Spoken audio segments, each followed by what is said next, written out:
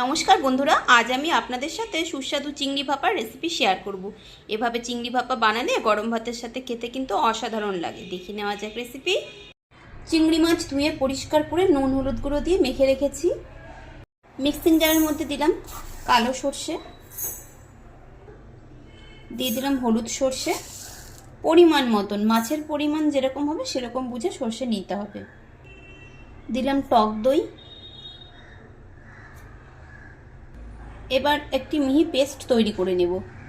সর্ষের paste tiffin বাটিতে ঢেলে নিয়েছি। দিয়ে দিলাম মিক্সির বাটি ধোয়া কিছুটা জল, দিলাম স্বাদ মতো নুন, পরিমাণ মতন হলুদ গুঁড়ো, দিলাম লঙ্কার গুঁড়ো, দিলাম কাঁচা সর্ষের তেল।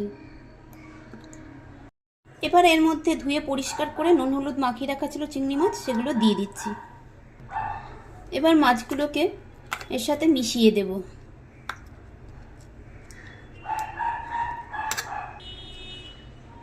ভালো করে মিশিয়ে নিয়েছি। এবার ওপর থেকে দিয়ে দেব কয়েকটা কাঁচা পাকা লঙ্কা। এবার টিফিন কৌটোর ঢাকনা বন্ধ করে দেব। এখানে আমি কড়াইতে খাবার রাখার একটা স্ট্যান্ড বসিয়ে দিয়েছি আর জল গরম করতে বসিয়ে দিয়েছিলাম ভাপানোর জন্য। এবার এর মধ্যে টিফিন বাটিটা বসিয়ে দিলাম আর ঢাকা দিয়ে এবার হাই ফ্লেমে ফুটিয়ে নেব 5 মিনিট। তারপর গ্যাসের ফ্লেম মিডিয়ামে করে আরও 10 মিনিট ফুটিয়ে নেব। এবার গ্যাসের ফ্লেম অফ করে দিয়েছি। কিছুক্ষণ এভাবে রেখে দেবো টিফিন বাটিটা ঠান্ডা হওয়ার জন্য, তারপর খুলে নেব। এবার টিফিন বাটির ঢাকা খুলে নিয়েছি।